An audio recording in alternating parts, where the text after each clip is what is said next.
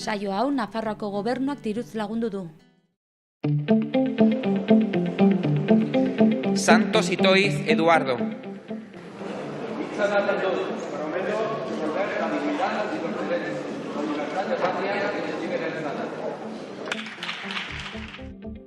Pro Libertate Patria gens libera estate. Horrela egin zuen Eduardo Santosek bere diputatu kargua Madrilen. Politikari, abokatu, irakasle, nor da ahal dugu Nafarroako idazkaria? Goazen hurbiletik Eduardo Santos ezagutzera. Arratsaldeon, buenas tardes.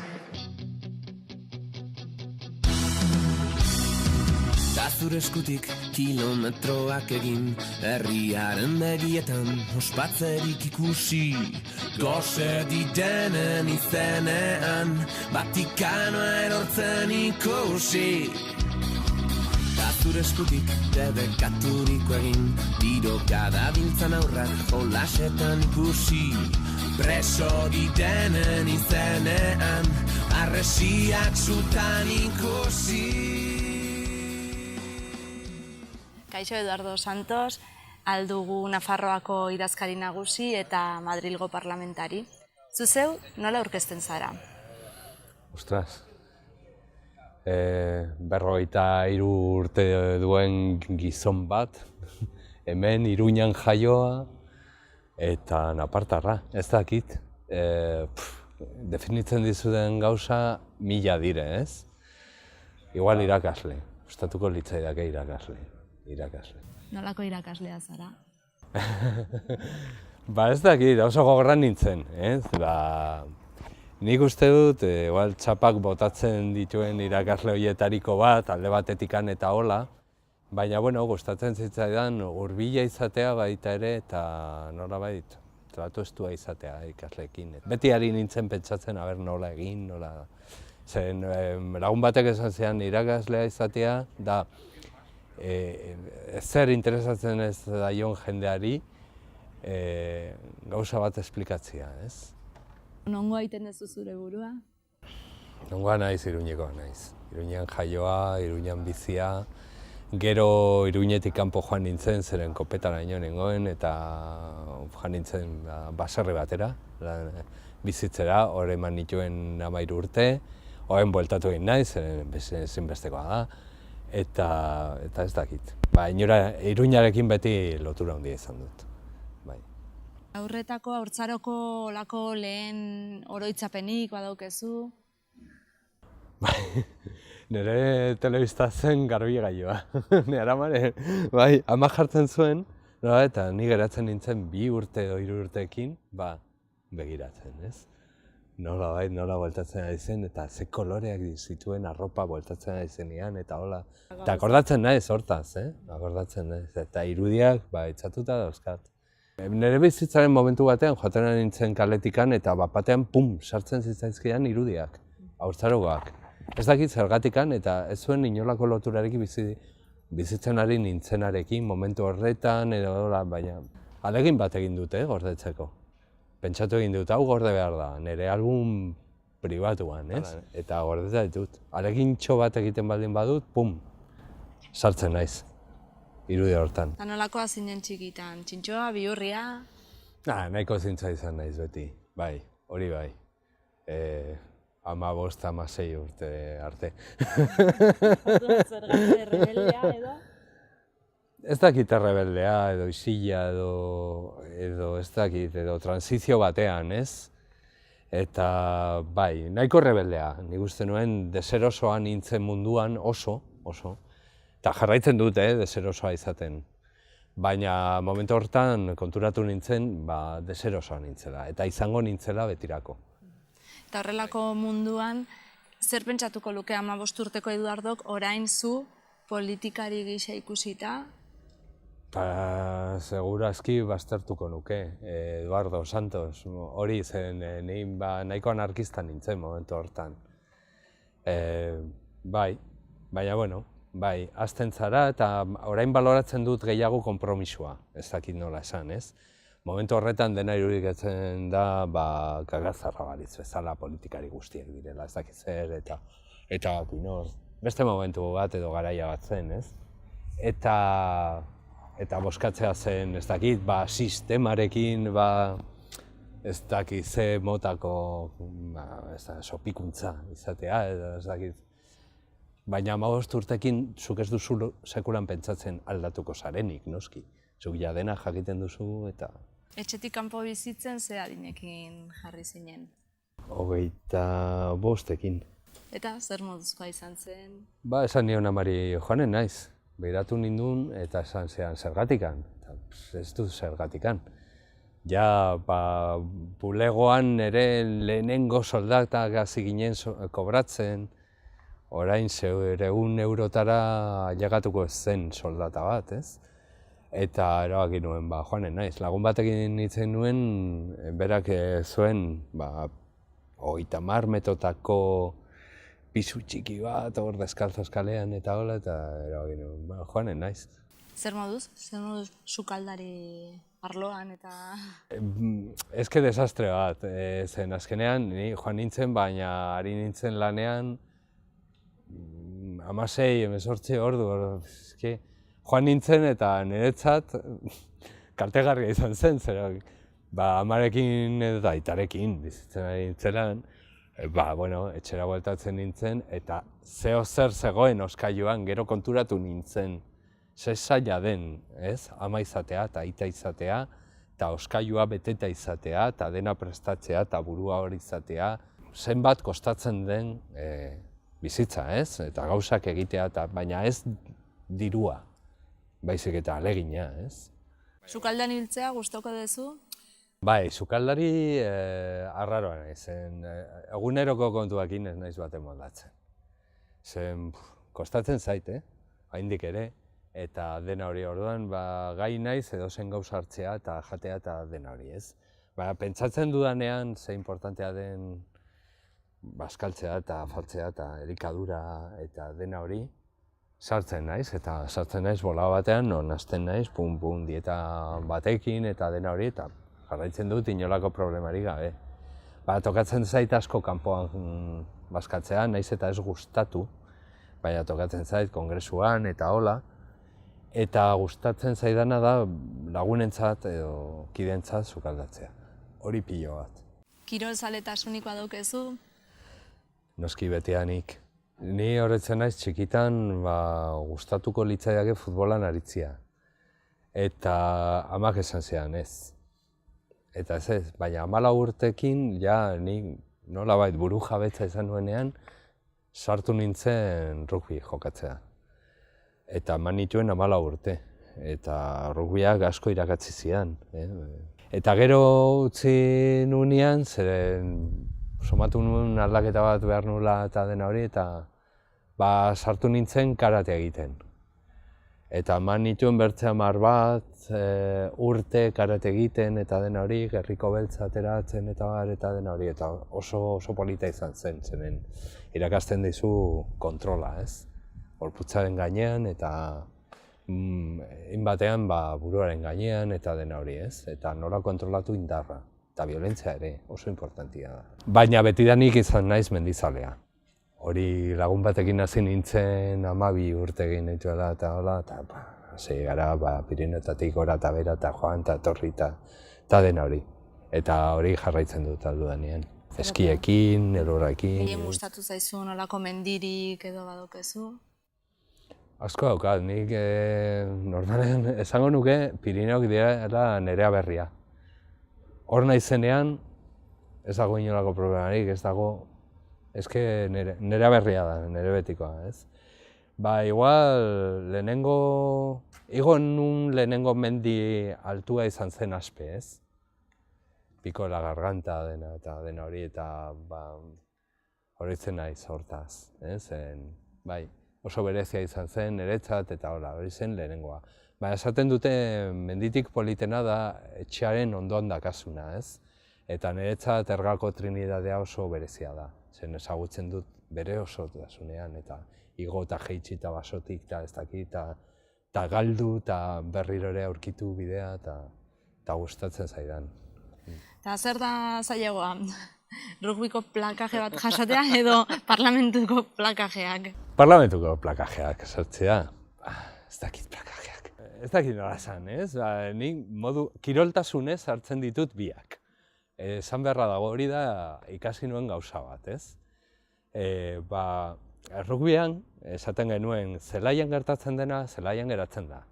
Alde batetikan, eta bakizu rugbyan beti hirugarren zati bat daukagula, ez? Non bi taldeak joaten dira garagardo eta ardo bat hartzea, ez? Hori dutxatuta gero. Eta bai, hori egiten genuen, eta saiatzen dut gauza bera egitea nolabait parlamentuan, zeren izan gaitezke oso gogorrak eta oso bortitzak hitzetan eta bakoitzak berea defendatzea eta baina gauza pertsonalak eta oinarrizko eskubideak errespetatu behar dira, ez? Zelaian gertatzen dena edo kongresuan gertatzen dena hemizikloan geratzen da, bai?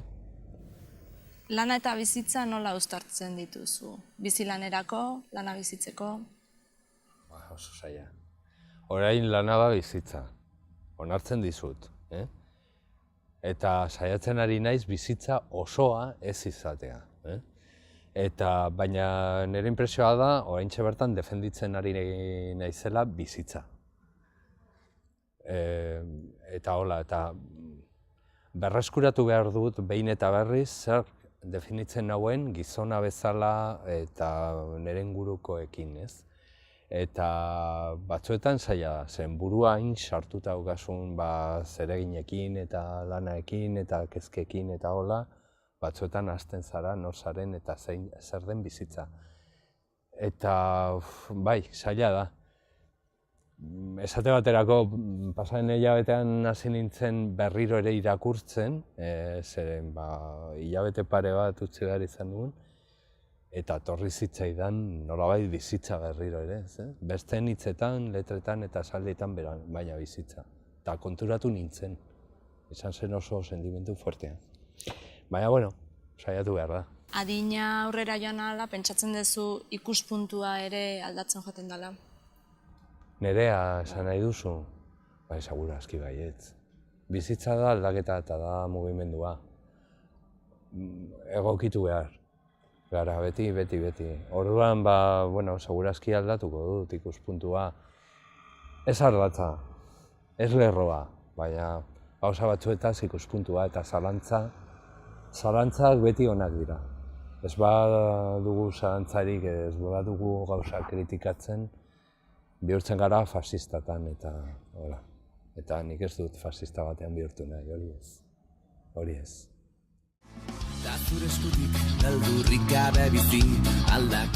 Gaur egun eraikin hau parlamentua bezala ezagutzen dugun arren, 1986 urtera arte justizia jauregia izan zen.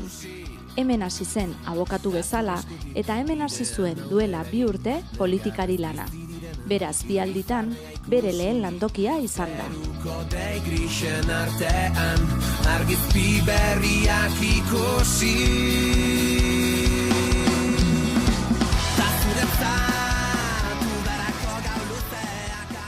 Ez eguzu, Eduardo, zergatik gauden gaur leku honetan orain?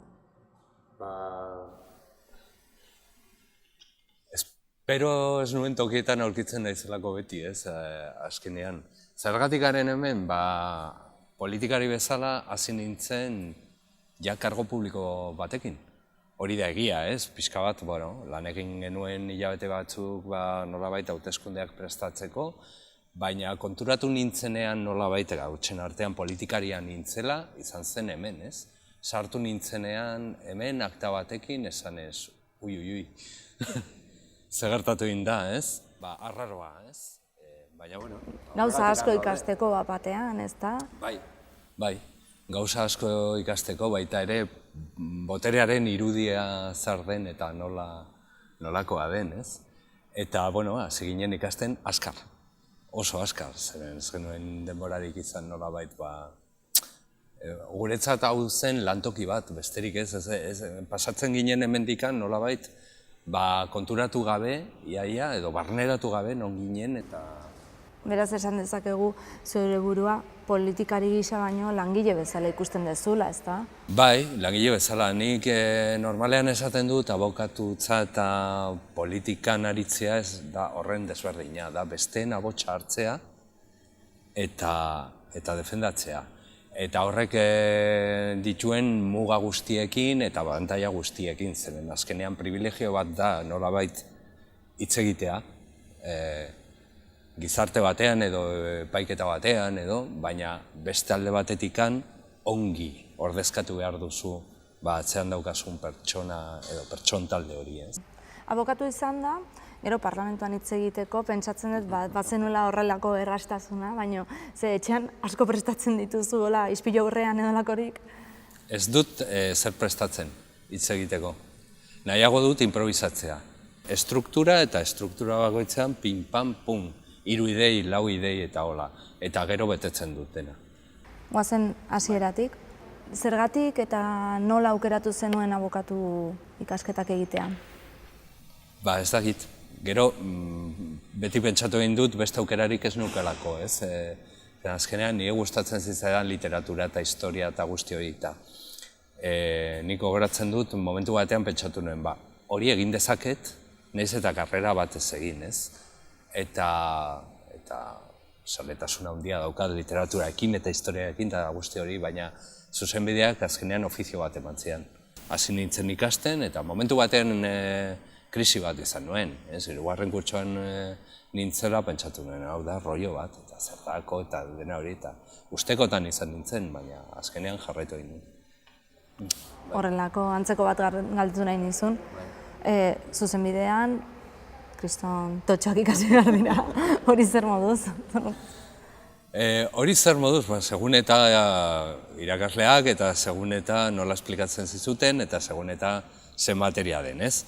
Niri kostatzen zitzaidan pilo bat. Azkenean, niretzat aulki batean jarrita egotea ez dakit hilabete eta erdi bat, gauzak memorizatzen eta memorizatzen, kostatzen zitzaidan. Nik nahiago egiten dut, nolabait mugitzea eta pentsatzen dut edo telefono hitz egiten dut mugitzen, ibiltzen. Abokatu izatearen alderik gogorrena zein da zure ustez? Erantzukizuna. Jo, eske nik esate baterako lan egiten nuenean eta hola jende vulnerablearekin ari nintzen lanean, ez beti baliabide gutxiko pertsonekin edo presoekin eta hola, eta horrek egiten du kasu bakoitza dela bizitza bat, ez? Modu batez edo horrela sentitzen nuen nik. Halako implikazioa izan behar duzu halako lanean, ez da? Ni implikatzen nintzen, nik ez nuen urrundikan ikusten nola tresna bat erabiltzen ari naiz eta berza gertatzen eta hola pertsonalki kostatzen zitzaidan nolabait urrutiratzea eta horrek ematen zian zama bat, ez. Eta bestetan ere izango du alde pozgarria? Ongi ateratzen direnen gauzak oso pozgarria dira. Zen zuk erabiltzen dituzun estrategiak ongi ateratzen baldin badira eta harreman ona izaten baldin baduzu, defenditzen duzun pertsonaekin eta hola, eta dena joaten baldin bada bide batera eta ongi ateratzen bada, oso pozgarria da. Aktivista lanak ere egin dituzu, abokatu izan zerenean? Nik batzuetan ez nuen desberdintzen. Nik enekien zertaz kobratzen ari nintzen eta zertaz ez, denazako batean zegoen. Berdin. Ni hasi nintzen salaketa presoen aldeko elkarte batean, eta horrek eman zian, esperientzia polita, ez? Batez ere hasi nintzelako presoekin lanean eta dena hori, ez? Eta gero kontzientzia eragozpen mugimenduan ere aritu nintzen, bere garaian, intsumiso bezala alde batetikan, baina baita ere abokatu lanean, ez? Eta horrek eman zidan nolabait estrategia politiko eta juridikoen mugak zeintzu diren. Eta nola errespetatu behar dira pertsonak dira lehentasuna, ez? Eta gero, ez dakit, irudi publikoan zer egin nahi duzun eta nola komunikatu nahi duzun, baina lehenengo pertsona eta pertsonen erabakiak. Espetxe lanetan egon da, bitartekaritza ere landu dezu. Beranduago etorri zen gauza polit bat zen, azkenean ginen pertsona talde bat espetxean adituak ginenak, edo adituak, lan egiten ari ginen espetxetan eta hola, eta baita ere zigor arloan, ez? Eta konturatu ginen, dena hau aldatu behar da. Zena azkenean biktimeak alde batetik dira abandonatuak, ez? Bakarrik deitzen ditugu lekuko bezala eta hola eta ez diogu reparatzen zeintzu diren haien interesak, beharrak eta dena hori, ez? Dira bakarrik lekukoak alde batetik. Eta bertzaldetik erasotzailei inork ez dio galdetzen zergatikan eta interesatzen zaiguna da bakarrik ze gertatu den, nola gertatu den, eta hola gero sartzeko zigorkodean eta esateko pum, pum, pum, eta hau aplikatuko da, ez? Eta ziginen protokoloak egiten 2006 garren urtean. Eta, bueno, hasi ginen bitartekaritza zerbitzuak martxan jartzen hemen Nafarroan, gero Euskadin, gero hainbertze tokitan, eta esperientzia horiek zabaltzen, ez? 10 urte pasa dira, eta hau ja zabalduta dago, jendeak gehiago ezagutzen du, eta ikusten du posiblea dela, biktima eta erasotzaile baten arteko elkarrizketa bat izatea, ez? Momentu horretan ez zen horren ohikoa edo jendeak ez zuen ikusten, ez? Ez zuen ikusten. Zer berria zen eta nola galdetzen zizuten. Eta bigarren pauso bat izan zen nola talde horri heldu zitzaigun eskaintza berezi bat, ez? Zeren beti pentsatu egin dugu delitu arinetan besterik ez daitekela egin dena hori, ez? Baina zer gertatzen den delitu larrietan eta zer gertatzen da terrorismo delituetan posiblea da egitea ala ez, ez? Orduan, hasi ginen martxan jartzen, nolabait burua eta dena hori, eta pentsatu genuen zergatik ez. Eta Ester Pascual nire lagunarekin, hasi ginen talde bat osatzen eta hola, eta azkenean joan ginen biktima eta terrorista batekin gartzeletara nolabait elkarrezketa hori gauzatzera, ez? Prozesu bat zen eta dena hori, baina oso esperientzia polita izan zen, eta oso esanguratsu, nik uste dut. Asko ikasi du. Ez dakit zenbat edo noraino kontatu aldezakezun, baina nolakoa da terrorismo biktima eta erasotzaile baten arteko elkarrizketa? Erresa. Erresa. Justu kontrakoa galdetu behar nizun, zaila, gogorra? A ber, lan bat dago atzetikan eta nola egiten genuen? Alde batetikan ongi prestatuta geneukan ze galdetu eta nola galdetu. Eta hori bitartekariaren lana da, ez nolabait jarrera pertsonala, eta dena ongi izan buruan, ez? Gure muga edo lerro gorri bakarra zen mina gehiago ez egitea. Ezin da. Hau da, jendea berreskuratzeko eta jendeak behar duena emateko, ez? Baina ez mina gehiago egiteko. Elkarrizketatzen genuen terrorista zena, ez? Momentu batean. Jakiteko, nola ikusten zuen beran gatazka nola bizi egin duen, ze ibilbide pertsonala egin duen, eta hola, eta modu batez edo beste zer eskaini dezaioke biktimari. Zen biktimak, gero, eskatzen du beste gauza batzuk, ez? Baina, oso galdera zehatza dira, hilketa bat egiten denean lo egin daiteke gauetan. Hori da, biktima batik eskatzen zitzaion galdera bat edo gauza asko, ez? Nerekin egonen balitz momentu horretan hildako nere senarra edo gauza bera eginen zenukete. Esate baterako, zeren biktima bakoitzak ikusten du gertatutakoa edo nola edo modu batez edo bestez. Eta erantzun gabeko galdera asko ditu, nola egin zenuten, nola planteatu, nola pentsatu, zergatikan, zergatik egun hori jakin behar du. Eta gero bilatzen du importantea den gauza bat, ez? Berriro ere eginen zenuke. Eta hor erantzuna izan behar da, ez. Ezetz. Eta erantzun hori ezetz baldin bada, asko irabazi egin dugu. Alde batetikan biktimak ziren, berak ikusten du, ez da debaldi izan, ez? Eta gero gizartea, ez? Nolabait bakea aurkitzen du biktimak, ez da? Elkarbizitzarako oso ona da, armak hartu egin dituen pertsona batek esatea, hau inutila izan zen, eta etikaren kontrakoa, eta nuke berriro eginen. Eta horrek bidaltzen du oso mezu indartsu bat, ez, gizarteari esanez. A ber.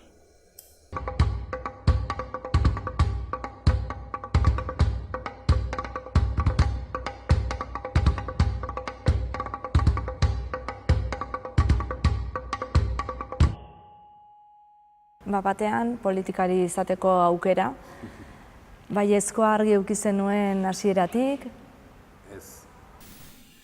Errango nuke nik ez dudala sekulan baietz esan. Baietz txikiak bai.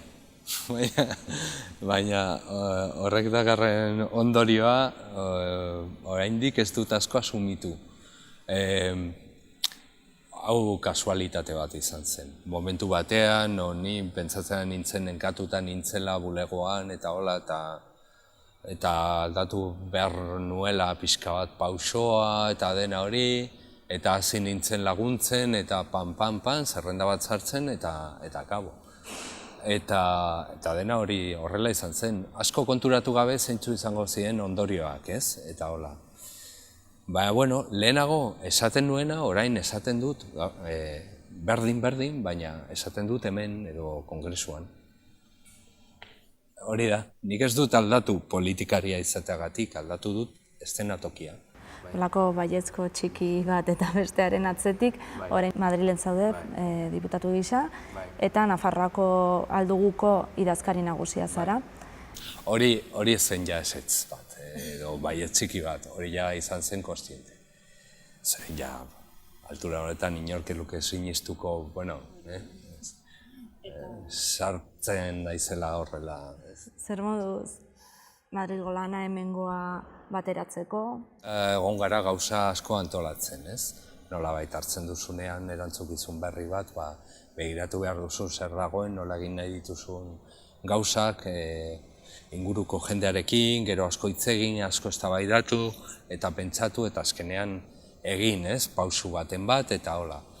Baina oso importantea da talde sendo bat izatea, bestela ezinezkoa da. Pentsatzen duenak pertsona batek egin ditzakela gauza asko eta dena izan eta...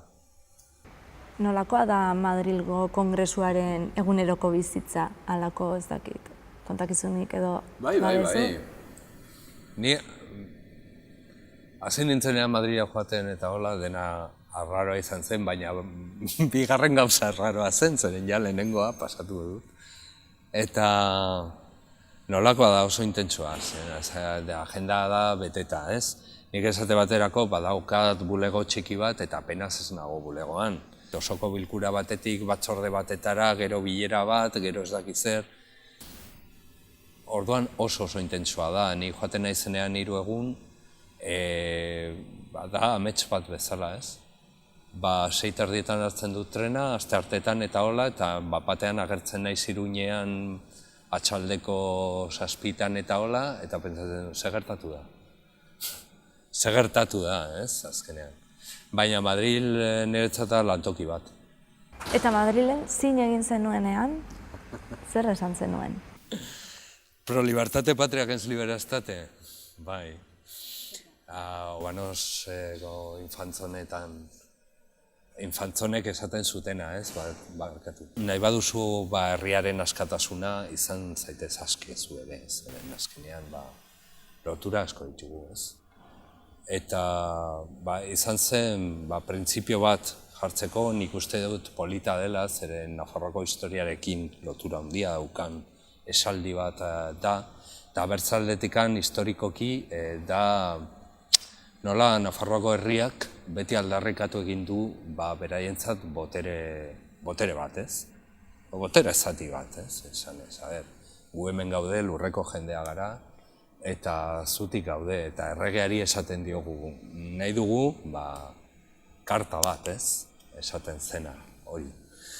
Bueno, pertsonalki nik sentitu egin nuen hori esan behar nuela, ez? Hemen egon apartarra naiz, eta hori da historian zehar egin duguna, ez? Eta zer dio zure familiak ikusten zaitunean Madrilen?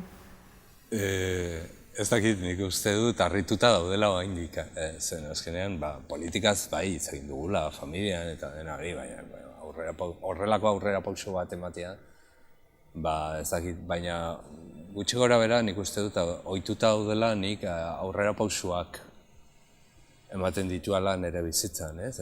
Gauza arraroak zera beraientzat, ez dakit, ni 14 urtekin hasi nintzen mendira joaten eta nire gurasoak begiratzen duten horrela, eta Eta hori zergatik, ez? Bueno, nahi dualako, edo rugbia jolasten hasi nintzenean, edo Boliviara joan nintzenean bakarrik, ez dakit, 22 urte nituela, eta ohituta daude eta nik uste dut pentsatzen dutela edozen gauza egiteko gai naizela momentu batean edo bestean, orduan. Harridu horren barruan ohituta daudela nik nolabait olako aukerak hartzea, ez? Eta zergatik aldugu izan zen alderdia, zer dauka beste alderdi batzuek ez dutena? Nire alde batetik nera pentsamenduan nik ez dut nire burua ikusi sekulan pertsona partidista bat bezala.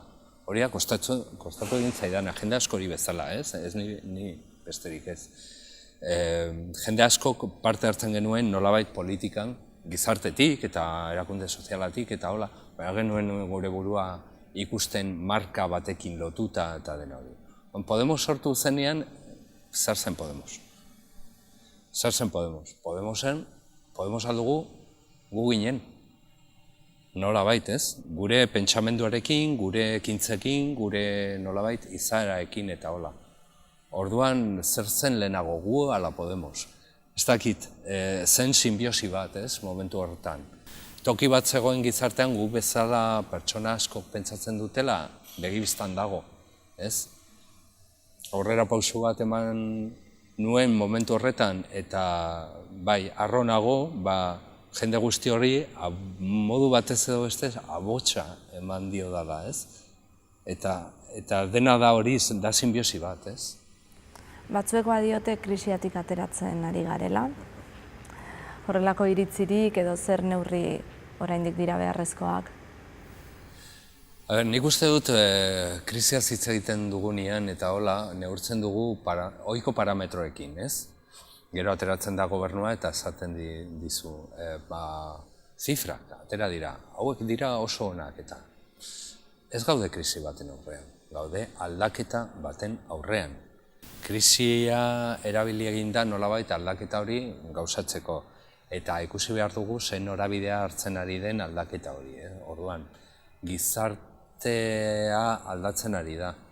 Lehenago guk pentsatzen genuen, bueno, geneukan lan hori iraunduko da, edo soldata bat izango dugu, edo eskubide hau eta hau izango dugu gure patrikan. Dena hori aldatzen ari da, eta aldatzen ari da oso askar. Orduan, guk ikusten ditugu zifrak, baina gertatzen ari dena da beste gauza bat. Orduan, krisia ez, aldaketa soziala eta norabide oker batera joaten ari gara, zen jendea gutxiago kobratzen du, lan prekario batean dago, zerbitzu publikoak nolabait okertzen ari dira eta dena hori. Orduan, nolabait horri buelta bat eman behar diogu, nola, berze eredu ekonomiko eta soziala bat bultzatzen. Eta horrek zerikusi handia daukan, estatuak nola bebesten gaituen ikusteko edo aztertzeko, hori gauza bat da, eta bertze gauza bat da borroka batean sartzea eredu ekonomiko hori borrokatzeko.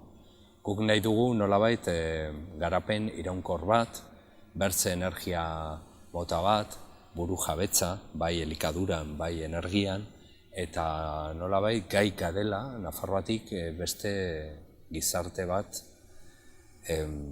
eraikitzeko. Eta nola neurtuko da gizarte hori, segun nola zaintzen dugun gure jendea, ez?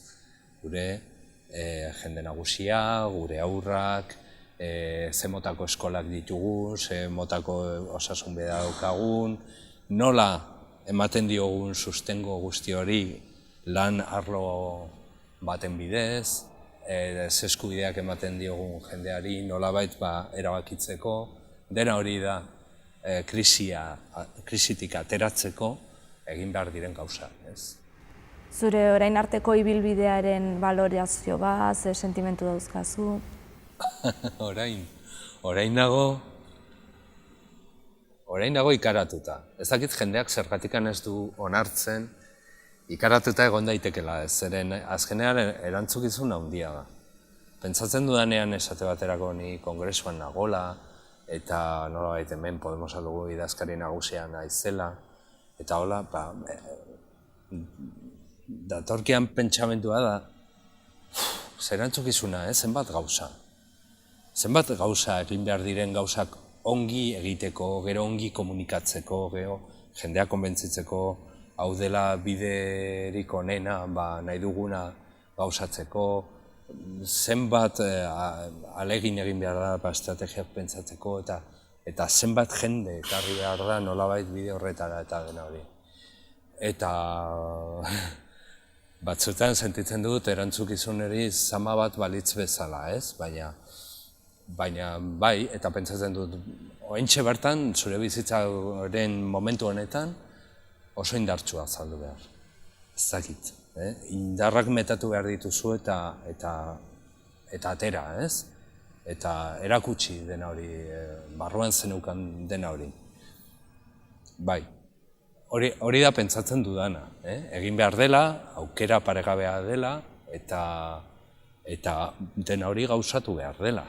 Modu batez edo bestez, baina sentitzen dut nire erantzukizuna dela dena hori sentiaraztea eta... Gero gainera, horrelako beste une batzuetan, primarioak, Biztalegre eta horrelako hainbat eta hainbat albiste entzuten ziren, eta horrelakoetan nola bizitzen dira, horrelako une ez dakit tentsuagoak edo? Ni esaten didate oso tipo lasaia naizela. Egia da, azkenean nik ikasi egin dut gauzak bere tokien ipini, ez? Eta aparategi bat daukat, ez? Eta aparategi horretan kokatzen ditut gauzak, ez? Eta lehentasunak eta dena hori. Niri gauzak pertsonalak ez dizkidate minik egiten.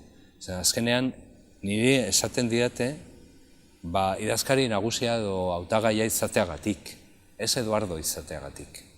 Jende horrek ez nago ezagutzen, ez du nerekin hitz egin, ez dut aukerarik izan nolabait ikuspuntuak trukatzeko eta segurazki akordio batera llegatzen saiatzeko ala ez, eta dena hori. Orduan, doainik denez, hartzen dut eta pentsatzen dut hau politikaren asuntoak dira eta kontuak dira. Eta benetan jartzen dut hor eta usten dut. Esaten baldin badut ez duela inolako eraginik, igual gezurra izanen zen, azkenean mundu hau gogorra da zen.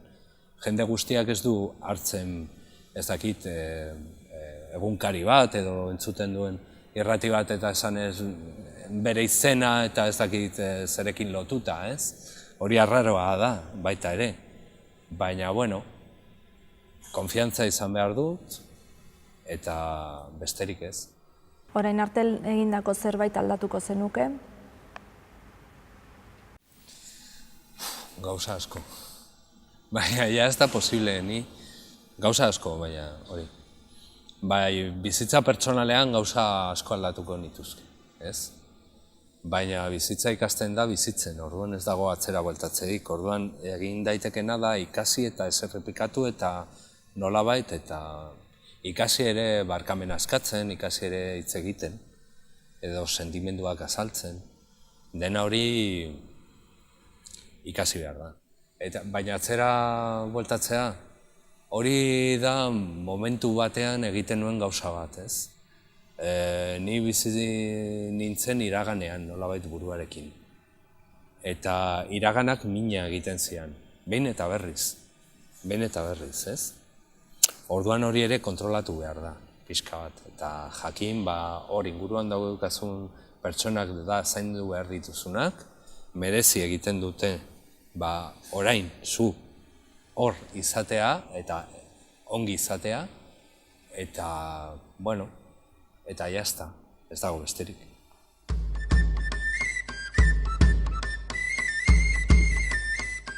Parlamentutik margolari estudio batera. Hemen Virginia Santos Eduardoren arreba ezagutuko dugu.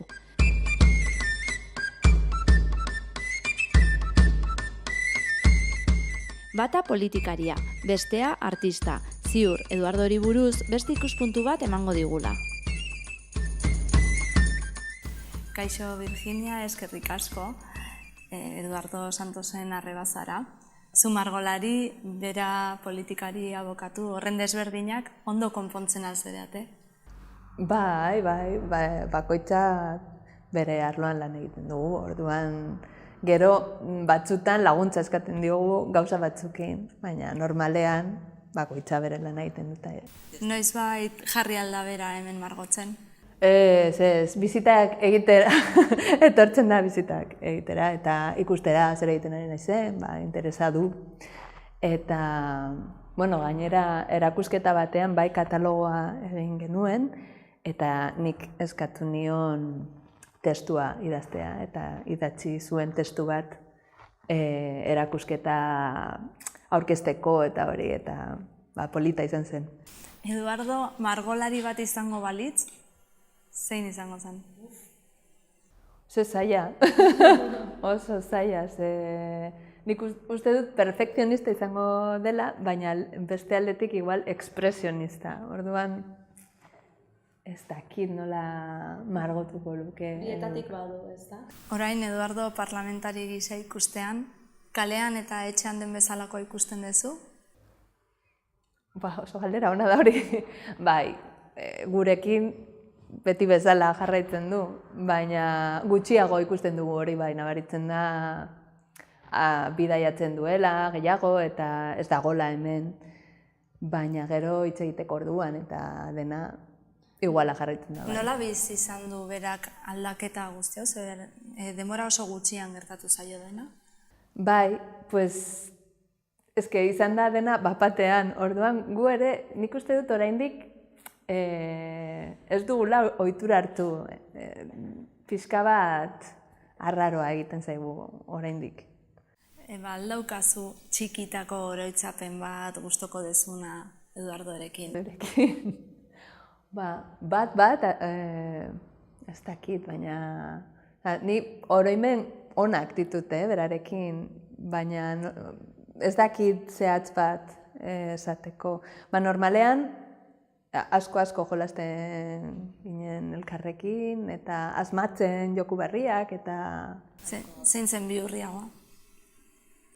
Nik uste dut edu formalagoa izan da, betidanik oso txintxo izan da, bai.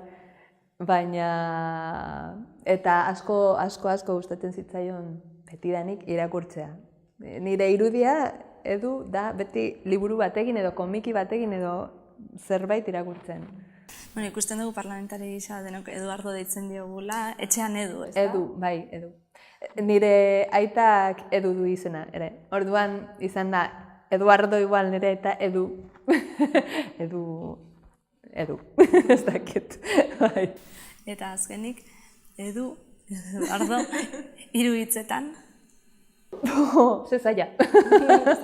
Super zaila, 3 bakarrik. Edu, ez dakit, pertsona ona, dira bi edo bat. Eta oso langilea da, eta beti prest dago laguntza emateko hori bai.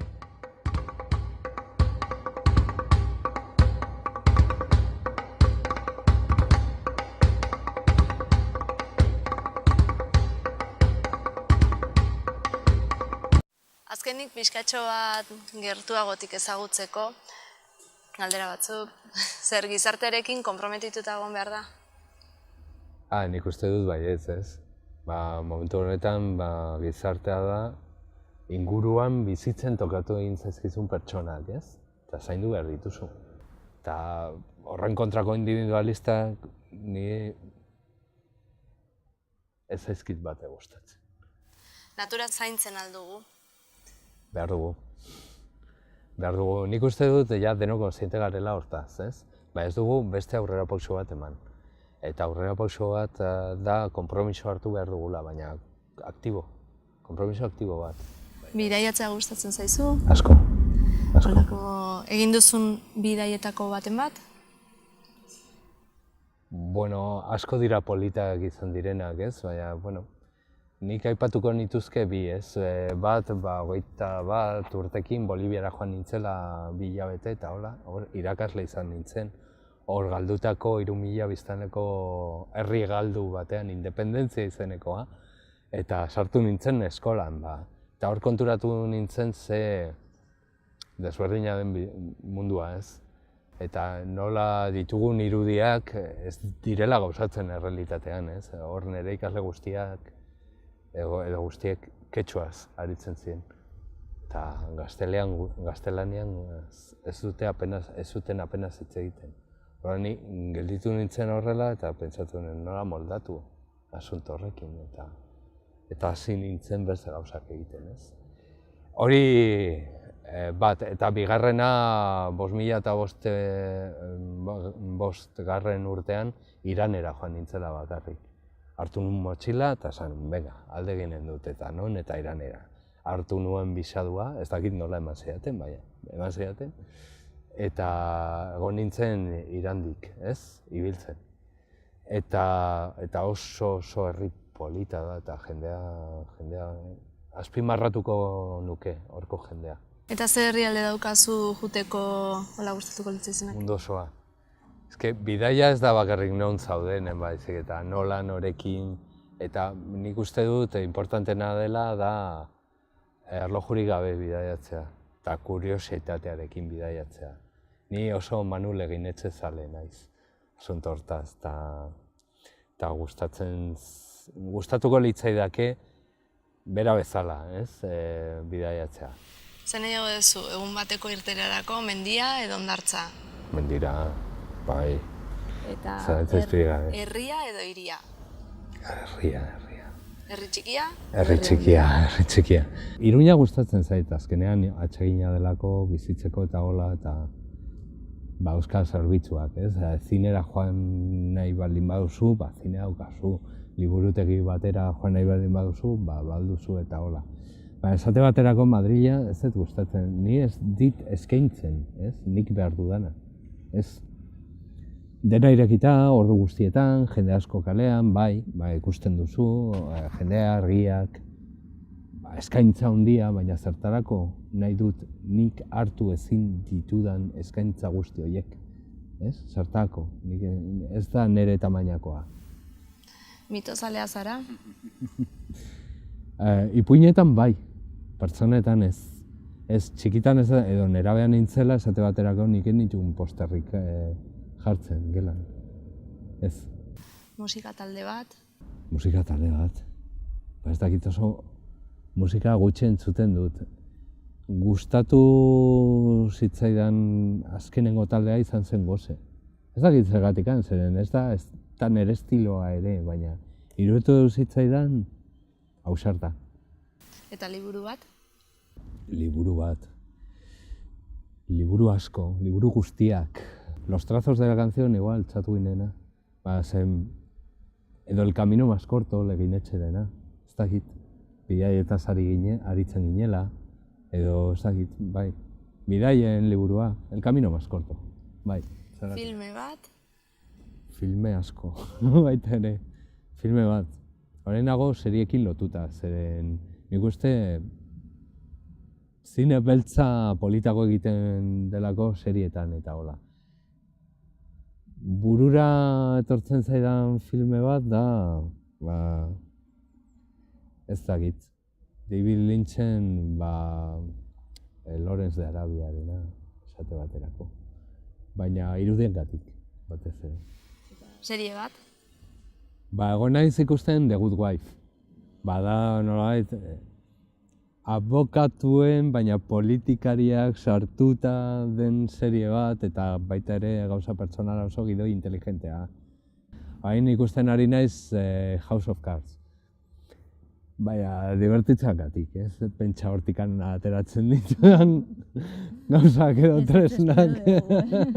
Gidoiik ez ateratzea espero dugu. Horretako dago zine beltza, ez? Baina horrek ez du zer ikusirik errealitatearekin. Zein leku du euskerak zure bizitzan? Importantea dena. Azkenean nik erabaki nuen euskalduna izatea momentu batean, ez?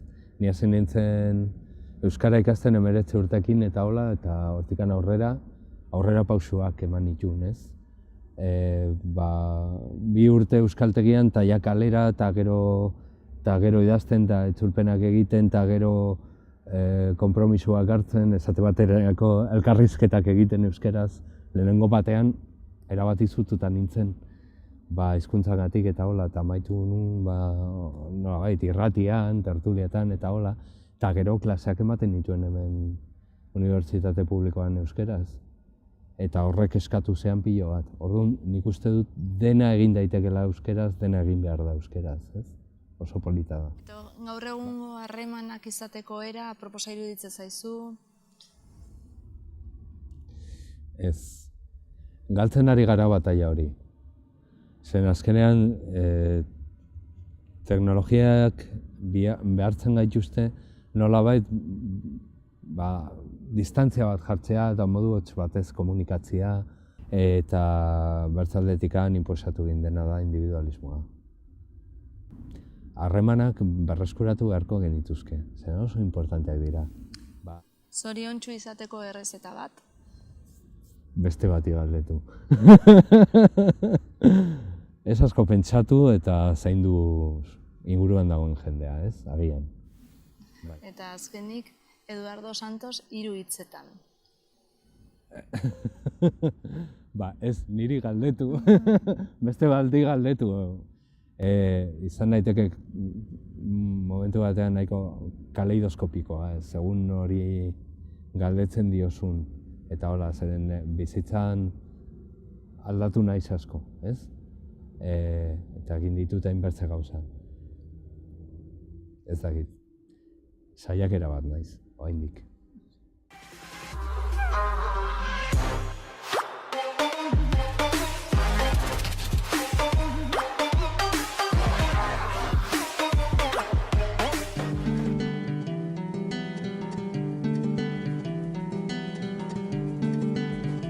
Saio hau Nafarroako gobernuak diruz lagundu du.